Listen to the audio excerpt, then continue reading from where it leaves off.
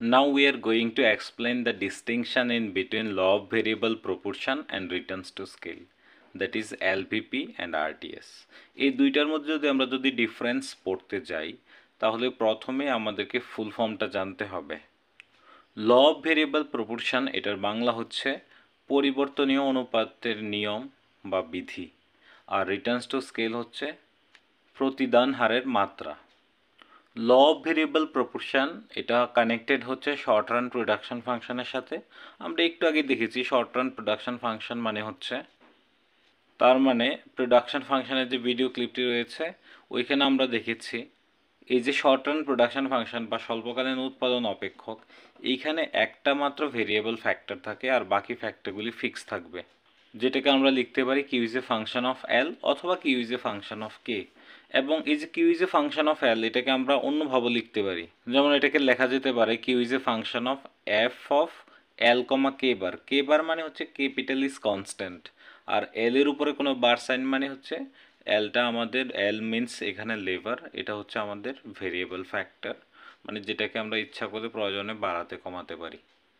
Returns to scale এটা long run production function, that is দীর্ঘকালীন উৎপাদন অপেক্ষকের সাথে সম্পৃক্ত, এবং এটাকে লেখা যেতে পারে Q is a function of L comma K. এখানে কিন্তু কোনোটার উপরে বার সাইন নেই, এল এবং কে, এখানে লেবার এবং ক্যাপিটাল মানে শ্রম এবং মূলধন দুইটাই হচ্ছে আমাদের ভেরিয়েবল ফ্যাক্টর।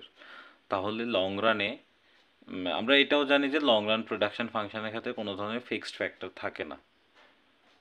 3 নাম্বারটা পার্থক্য হবে কিনা আমি জানি না, তবে আমরা এইভাবে লিখতে পারি বা বলতে পারি এই যে ল অফ ভেরিয়েবল প্রপোর্শন এটা 3 ধরনের হতে পারে। একটাকে আমরা বলতে পারি increasing law of variable proportion, second হচ্ছে decreasing law of variable proportion, and 3 number হচ্ছে constant law of variable proportion. যেটা increasing law of variable proportion সেটাকে আমরা বাংলায় বলি ক্রমবর্ধমান পরিবর্ততার অনুপাত বিধি।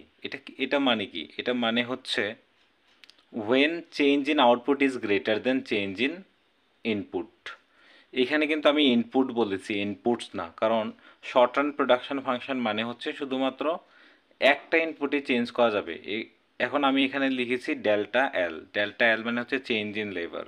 যদি আমি প্রোডাকশন ফাংশনটাকে রেকগনাইজ করি Q is a function of L, এটা হচ্ছে আমাদের প্রোডাকশন ফাংশন, তাহলে এই ক্ষেত্রে আমরা লিখতে পারি delta Q is greater than delta L. এটার মানে বোঝায় আমি যদি লেবারকে চেঞ্জ করি 10% লেবারের জন্য আর আউটপুট বাড়ছে আমার 20%, মানে output change is greater than input change, then it is called increasing law of variable proportion. Secondly এটা আমরা বলতে পারি ডিক্রিজিং বা diminishing law of variable proportion, মানে ক্রমহ্রাসমান পরিবর্ততার অনুপাত বিধি হচ্ছে যখন আমাদের ইনপুটের চেঞ্জ অনেক বেশি করলাম কিন্তু আউটপুটের চেঞ্জ অতটা হয়নি।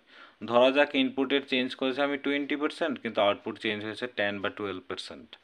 তার মানে হচ্ছে input change is greater than output change, or output change is less than input change, then it is called diminishing law of variable proportion.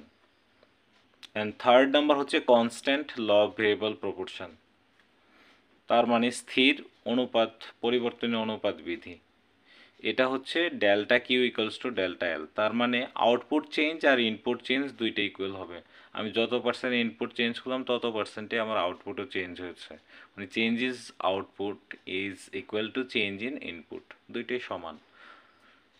ঠিক একইভাবে রিটার্নস টু স্কেলও 3 ধরনের বা 3 ক্যাটাগরির হতে পারে। কি কি? Increasing returns to scale, decreasing returns to scale, আর হচ্ছে কনস্ট্যান্ট রিটার্নস টু স্কেল। এখন আমরা বলবো যে ইনক্রিজিং রিটার্নস টু স্কেল মানে হচ্ছে ক্রমবর্ধমান প্রতিদান হারের বিধি।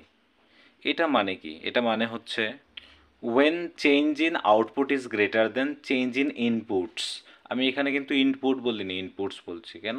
কারণ এখানে এই যে লং লং রান যে প্রোডাকশন ফাংশন, এখানে আমরা জানি দুইটাই ভেরিয়েবল, লেবার এবং ক্যাপিটাল দুইটা ফ্যাক্টরি এখানে ভেরিয়েবল ফ্যাক্টর।